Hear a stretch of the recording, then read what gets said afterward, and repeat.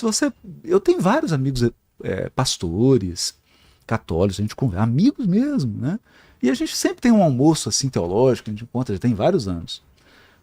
E o que eu percebo, Vilela? Tem mais elementos em comum do que divergência, sabe? Mas quando que teve essa, não sei se é uma iluminação, uma divisão, quando teve essa ideia espírita na história? Ah, sim. Quando, ou desde sempre houve essas ideias e alguém só juntou todo esse conhecimento? Vilela, isso é uma coisa legal, porque assim, se você olha para todas as civilizações, vou dar exemplos bem simples. Tá. Egito. Tinha lá o Livro dos Mortos e as tradições espirituais dele. O que era esse livro? Está na civilização egípcia. Era um livro explicando como seria... Explicando como é que seria depois. Como se prepara para essa... É uma mitologia. Tá. Você pega a Grécia, as iniciações gregas, por exemplo, o rio, né? As divindades gregas lá, os mistérios de Eleusis e tudo, falava o Arqueonte de um depois. É tanto que você pega, por exemplo, a Ilíada e a Odisseia. Na Odisseia, você vai ver que o Aquiles não morreu. Ele morreu, mas o Odisseu encontra com ele, que ele está lá no mundo dos mortos, porque ele não pode interferir na história aqui dos vivos, mas ele dá uns conselhos para o Odisseu. Ele aconselha o Odisseu. E o Odisseu conversa também com o Tiresias, que é o cego, sábio. Ele dá uns conselhos para ele. Estavam mortos. Na Bíblia, Saul, que é invocado. Não é? Invocado pela pitonisa. A pitonisa é a chamada médium grega. Está lá na Bíblia. Todas as civilizações, as indígenas, têm tradições espirituais. Todas. Só que o que aconteceu? Chegou no final do século XIX, começou a ter uns fenômenos em Hydesville, nos Estados Unidos, na Alemanha. O negócio deu uma eclodida. Aqueles chamados poltergeist, né? Aqueles fenômenos meio estranhos. Né? Sem explicação. Sem explicação. E começou na França um negócio muito doido, que era um tal das mesas girantes. O que é isso? As mesas levantavam e começavam a girar. Mas em que situação? O povo ia para o salão, isso no século XIX, e para ver a mesa girando. Mas ela girando sem ninguém fazer nada? Isso. Aí, um sujeito foi convidado para visitar essas mesas girantes. É o professor Rivai. Tá. Mas era uma reunião que se tinha em volta? Reunião de salão. Ia um tanto de gente, igual, imagina um salão, o povo ia lá para ver as mesas girando. Que doideira. Cara, isso está documentado. Agora, veja que legal. Isso está documentado por alguém que não é espírita, que é Arthur Conan Doyle, o autor de Sherlock Holmes. Esse cara escreveu uma história das mesas girantes. Arthur Conan Doyle. Porque isso estava acontecendo, Vilela, na França, na Europa, em vários lugares. Aí um professor cético foi convidado para ver a mesa girante. O professor Rivai. Ele chegou lá, viu aquele negócio, falou assim, cara, tem um negócio estranho aqui. Não é a mesa, pô. Porque os caras falam pra mesa, gira, a mesa, pô. A mesa não tem inteligência, pô. Tem alguma coisa por trás aí. Ele falou, vocês já conversaram com essa mesa? Como assim?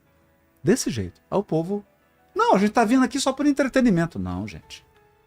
Olha, se for o que eu tô pensando, isso aqui é a prova da sobrevivência. Tem alguém aí que está se comunicando. Então ele perguntou para a mesa, escuta, nós podemos conversar com você?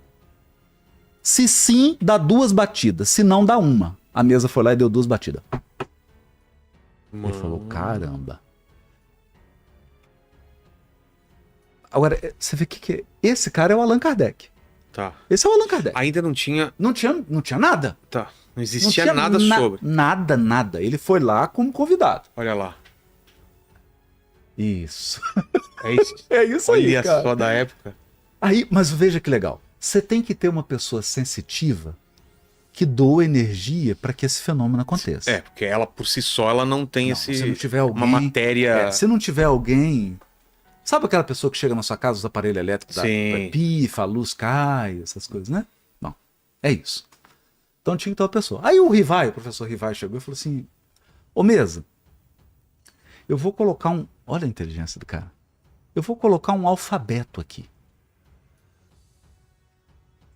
Posso colocar um alfabeto para você escrever frases? Se sim, 2 pancadas. Aí Se não, uma. A mesa. Cara. alguém tava querendo se comunicar, então. Aí ele pôs um alfabeto no chão e aquilo que era entretenimento de salão se tornou uma experiência. Entendi. Ele começou a fazer um experimento. Né? Colocou o alfabeto. Cara, e foram umas perguntas muito incríveis, né? Porque ele começou a perguntar assim, você é a mesa? Aí a mesa foi lá e... Nono. Não! Eu não sou a mesa. Tá. Então você é algo que está além dessa mesa. Sim. Sim. Você já esteve entre nós? A mesa. Sim. Já reduziu. Aí ele falou, opa. Pô. Porque veja, Vilela, uma coisa é você entrar na sua sala e falar assim, cara, eu vou ter um pensamento aqui, vou criar uma doutrina. Outra coisa é uma mesa estar respondendo, né? É. É diferente. Então ele começou a perguntar, tá bom, qual foi o seu nome? Ele falou, meu nome foi Zéfiro. O cara falou, tu tá de sacanagem. Por quê? Ele deve ter pensado, pô, tá de sacanagem. Tem um nome. Esse cara já esteve aqui, tá comunicando, e foi fazendo pergunta, Vilela. Onde você tá? Aí ele falou pra mesa, escuta, o povo tá fazendo brincadeira aqui, porque tá vindo todo mundo só pra ver mesa girante, eu não tô interessado nisso. Porque eu sou professor, já escrevi gramática, eu não tô interessado Esse em quem? brincadeira. Não Allan Kardec. O Kardec. É o Kardec. Esse era o Kardec. Coloca a foto Professor do Kardec. Rivai, professor Rivai. Ele falou, eu não estou interessado em brincadeira. Vocês teriam disposição de fazer uma sessão privada só comigo? Eu trago algumas pessoas, uma sessão privada. Eu não quero Show. não quero esse show, não. Porque eu vou fazer perguntas filosóficas. Eu vou fazer pergunta. Eu não vou ficar brincando. Eu vou trazer o alfabeto aqui, eu vou fazer pergunta e vou anotar. Conclusão. A mesa. Sabe o que a mesa respondeu? Ela disse assim, nós estamos te esperando há mais de 1 ano. Nós já estamos te esperando. Porque Esse é Allan Kardec? esse é ele. Porque nós não estamos interessados aqui também nessa brincadeira. A gente está interessado em comunicar algo. Né? Ele falou, então, maravilha. E aí começou a fazer perguntas para a mesa. Essas perguntas. Vocês já estiveram aqui? Já. Poxa, então, e o que aconteceu? O meu corpo morreu, mas eu tô vivo. Mas você continua tendo o mesmo gosto? Começou fazendo pergunta. Chegou uma hora que ele falou assim, escuta, tá chato esse negócio, porque eu faço uma pergunta, aí a mesa tem que ficar movimentando e mostrando letra, não tem um jeito mais simples. Ele falou assim, ainda bem que você perguntou. Pega uma cestinha com 3 rodinhas, tipo um triângulo, com um lápis na ponta. Olha isso. A mesa deu as instruções. Uma cestinha com uma rodinha assim, ó. Que aí a pessoa ia pôr a mãozinha assim, ó. Que é o... E tinha um lápis na ponta. Tipo o Ouija lá, o tábua Ouija? Não, era... Vê se acha mais ou menos como um carrinho. Ele assim, imagina um triângulo com uma rodinha na ponta, uma rodinha nessa e um lápis. Ele deve achar a foto na internet. Né? Aí, cara, o que aconteceu? Ele falou, então não precisa da mesa? Ele falou, claro que não. Nós fizemos isso aqui só para chamar a atenção, para ver se alguém ia ter a inteligência de fazer pergunta. Porque até agora as pessoas estão se contentando com a gente mexendo, movendo. Até agora. Aquilo? Isso aí. Olha que legal. Tem 2 rodinhas, uma caneta na ponta. Na ponta tem a caneta. E a mão é a energia que movimenta. É o sensitivo. É a pessoa sensitiva que põe a mão. E através dela... E aí ela só encosta, ela não aperta não. Ela só encosta a mão. Começa a escrever sozinho. Escrever. Aí, meu amigo, o negócio ficou legal. Porque agora ele começou a perguntar, o que é Deus? Aí a cestinha escreveu, inteligência suprema, causa primária de todas as coisas. Ele falou assim, caramba. Olha. Isso não é resposta. Isso não é resposta.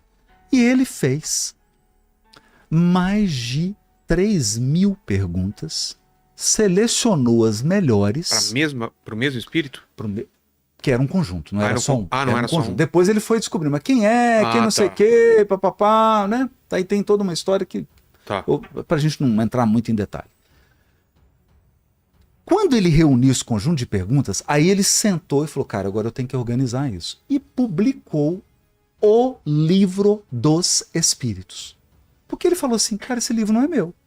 Tenho que contar para todo mundo. Eu não posso pôr o nome nesse livro. O livro não é meu.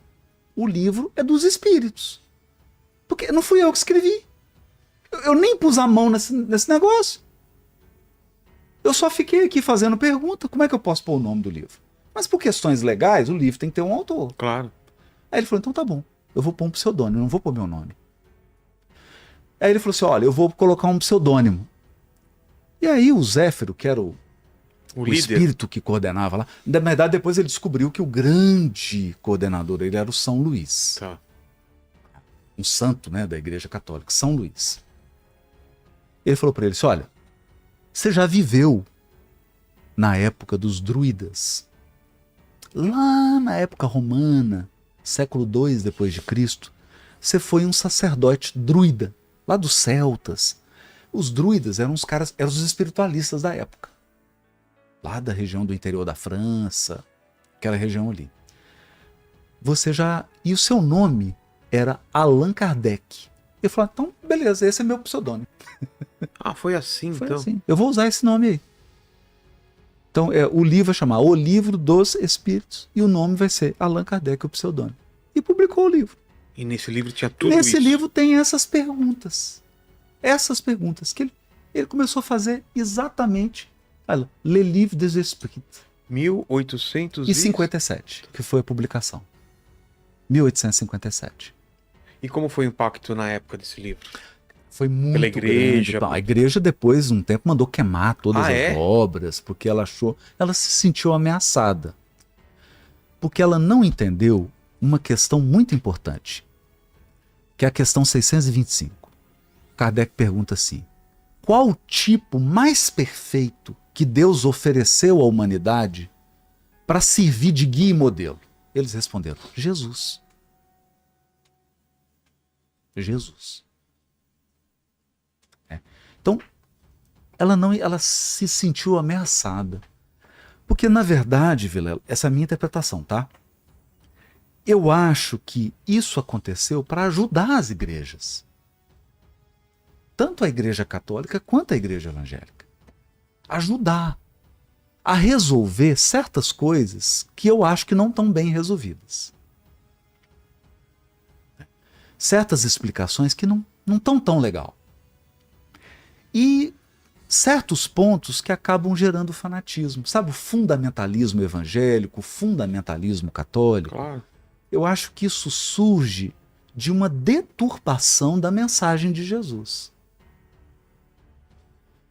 E quando a gente volta para o original mesmo, por exemplo, você pega a igreja protestante original, o catolicismo na sua origem, ele não era dessa forma. Ele não era bem isso. Né? Mas você começa a misturar com política, começa a misturar com poder, começa a misturar com dinheiro, as coisas acabam saindo um pouquinho do eixo. Então eu sinto, essa é a minha visão pessoal, que isso tudo aconteceu no sentido de contribuir. Só que os cristãos da época e a igreja, ela se opôs ferozmente. E muita gente disse... Kardec chegou a ser preso, né? Ah, é? Porque eles... Claro que aquilo ali estava contra a lei, que não sei o quê. Aí ele esclareceu, tal, foi solto. Teve muita resistência, a meu ver, uma resistência desnecessária. Desnecessária. Porque, veja, a gente tem na Bíblia tantos fatos de algo que transcende ao corpo, poxa. Jesus curando as pessoas, Saul com Samuel. Ressuscitando. Tem tanta coisa. Elias. Sonhos. José no Egito, tendo intuições, tendo sonhos. Isso era tão comum. Por que em determinado... Fala até de viagem astral, né? De fio de prata, ligação do corpo com o saindo do corpo. Daniel, o próprio Davi, todos os profetas falam, saí, Paulo fala, um homem, não sei se no corpo ou fora dele, Deus o sabe, foi até o terceiro céu. Por que terceiro céu? Os judeus acreditavam que você tem 7 céus. Olha que legal isso. Porque o sétimo é onde está Deus, que é um ambiente de extrema pureza. É o que a gente chamaria do paraíso. Tá. E tem o nível 6, nível 5, nível 4, que vai descendo de acordo com o avanço intelectual e moral do habitante. Mas o bonito é que tem lugar para todo mundo, viu, Vilela? Tem lugar para todo mundo. Mas Deus está na pureza máxima. Ele é o santo, né? O santo dos santos, como diz os judeus, né? Deus é Deus, né? Agora, olha que legal. O Paulo falando isso, ser um homem que eu acho que é ele mesmo. Foi até o terceiro céu, quer dizer, foi uma região espiritual que não era ainda a top da top, não. E lá encontrou com um homem e conversou. Quer dizer, isso está repleto. A gente tem Simão Pedro, em Atos dos Apóstolos, falando do centurião que apareceu para ele em sonho e falou, Simão, vem até mim. O Simão acordou, foi lá, realmente estava o centurião esperando ele, e esse centurião se converteu ao cristianismo. Está repleto disso. Para que separar? Para que a gente ignorar isso, né? Acho que não custa nada a gente compreender, tem tanta coisa inexplicável, né? Como diz Shakespeare, tem tanta coisa entre a terra e o céu que a nossa filosofia não dá conta. Antes de encerrar, eu quero lembrar você de algo importante. Se você precisa de oração ou quer colocar o nome de alguém especial em nossas preces, escreva o nome aqui nos comentários. Todas as sextas-feiras fazemos nossa corrente de oração e levamos cada nome diante de Deus em nossas orações. Deixe o nome nos comentários, participe dessa corrente de fé e que a paz, a luz e a proteção estejam sobre você e sua família.